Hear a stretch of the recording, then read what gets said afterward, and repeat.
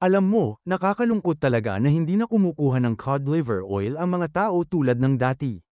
Tulad ng malamang na binigyan ka ng iyong lola ng langis ng atay ng bacalao.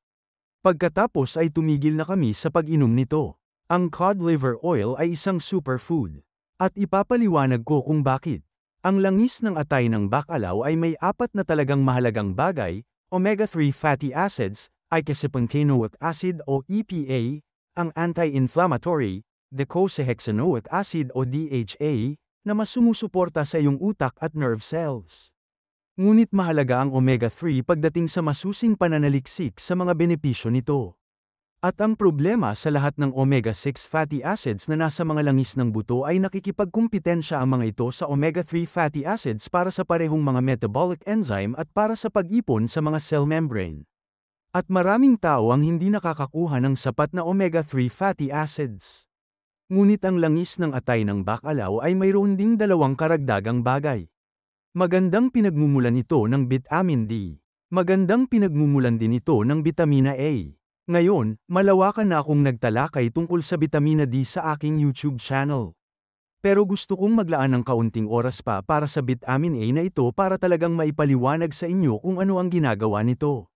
Pero kung ikukumpara lang natin ang cod liver oil sa pang-araw-araw na omega-3 fish oil, napakalaki ng pagkakaiba nila. Sa esensya, kakailanganin mo ng 12,000 mg ng fish oil para katumbas ng 20 gramo ng cod liver oil. Ngayon kung gusto nating kumuha ng bitamina A mula sa sardines, kung ikukumpara natin ang 20 gramong langis ng atay ng bacalao, ang pinag-uusapan mo ay 225 gramo ng sardines. At kung titingnan mo naman ang langis ng salmon, kailangan mong kumonsumo ng 5 beses na mas maraming langis ng salmon kaysa sa langis ng atay ng bacalao. Kaya si Dr. Weston Price, isang dentista, ay gumawa ng kamanghamanghang trabaho sa isang libro, na ilalagay ko ang link sa ibaba, na tumatalakay sa mga katutubong dieta. At ang ilan sa kanila ay kumonsumo ng langis ng atay ng bacalao. At talagang inirekomenda niya ang langis ng atay ng bacalao na may mataas na bitaminang mantikilya. Dahil ang damong may mantikilya ay naglalaman ng sapat na bitamina K2. Nagbibigay din ito ng maraming benepisyo para sa mga bata at para sa mga buntis na may anak na gustong magkaroon ng magandang istruktura ng ngipin. Dahil kung kulang ka sa ilan sa mga salik na ito, malamang nakakailanganin mo ng braces. Maaari ka ring magkaroon ng mga depekto sa buto. Kaya ang pagkonsumo ng mga bitaminang natutunaw sa taba ng maaga ay mahalaga para sa pag-unlad ng buto ng iyong katawan. Pero para makakuha ng vitamin K2, hindi mo kailangang kumain ng mantikilya, makukuha mo ito sa kesong gawa sa gatas ng baka na kumakain ng damo. Makukuha mo ito mula sa dilaw ng itlog, sauerkraut. At kapag bumibili ka ng cod liver oil, minsan hindi gusto ng mga tao ang amoy o lasa nito. Ang iyong inaamoy ay ang protina ng isda. Ang langis ng atay ng bacalao ay walang masyadong toxicity mula sa mabibigat na metal, dahil ang mga mabibigat na metal na ito ay hindi nag-iipon sa taba ng isda. Karamihan sa langis ng atay ng bacalao ay nagmumula sa Norway. At isa rin sa mga salik na dapat isaalang-alang kung kukuha ka ng iyong omega-3 fatty acids mula sa algae ay hindi mo makukuha ang vitamin A, hindi mo makukuha ang vitamin D at tiyak na hindi ko irerekomenda ang pinagkukunan na iyon para sa mga bata. Sa palagay ko, ang pinakamagandang gawin ay ipainom sa ina ang cod liver oil para mapunta ito sa gatas ng suso. At sa ganitong paraan, makukuha mo ito sa pinakamataas na anyo, gatas ng ina.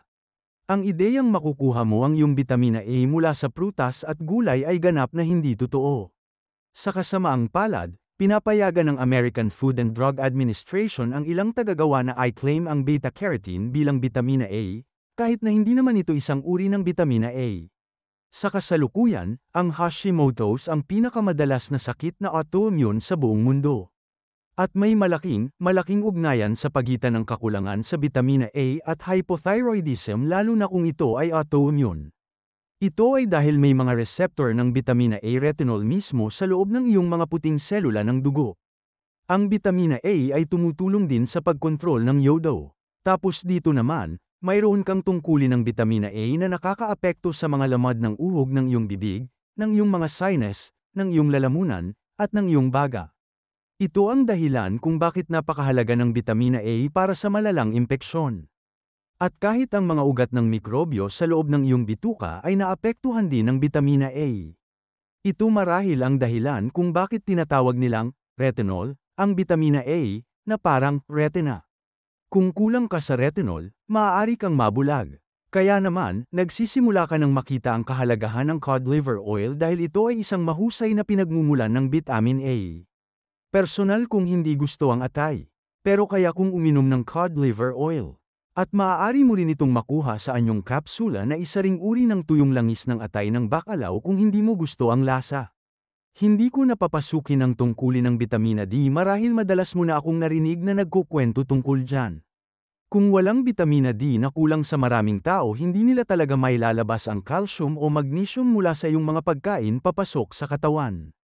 Kaya kung ang isang tao ay kumukonsumo ng maraming beans, legumes, cereal, lalo na ang oatmeal, mas mataas ang phytic acid nito. Ibig sabihin, tumataas ang pangangailangan sa vitamin D.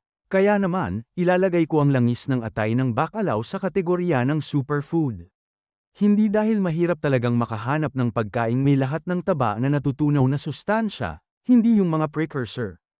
Ang tinutukoy ko ay ang mga aktibong anyo tulad ng bitamina D, bitamina A, kasama ang kamanghamanghang omega-3 fatty acids. Kapag pinag-iisipan natin ang immune system at pinag-iisipan ang pamamaga, isipin ang cod liver oil. Kung naging kapaki-pakinabang sa iyo ang nilalamang ito, mangyaring i-like ang video na ito at mag-subscribe sa channel.